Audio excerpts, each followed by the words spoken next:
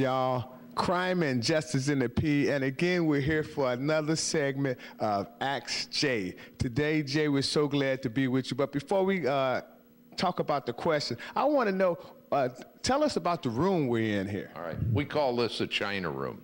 Everything in this room came from China. My wife and I have been to China many, many times, and we brought back things from northern China, southern China, from Hong Kong, and this table that's right behind us is 150 years old. Wow. It's all black wood inlaid with mother of pearl. It's a piece of history.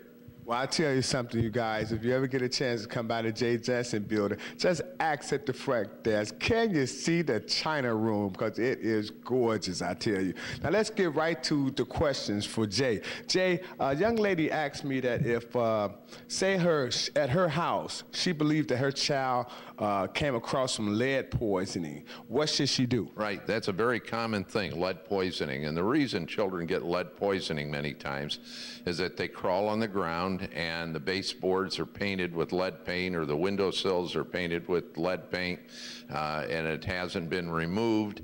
Lead paint's been illegal for a long period of time now, but it's usually old paint, and the paint tastes sweet to the child. Yeah. So the child eats this paint, the paint curling, and it's usually with a landlord that doesn't take care of the property.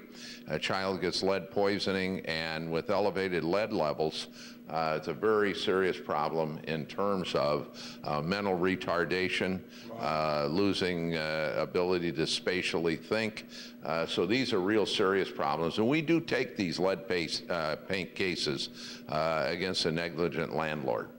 I tell you what, you guys, it's so important that you understand that if you believe that this has happened to your child, that you should do and take some fast action, huh, Jay? I think you're right, Ron, absolutely. You know, a child that's retarded in school, many times there's a cause for it, and many times it's lead paint.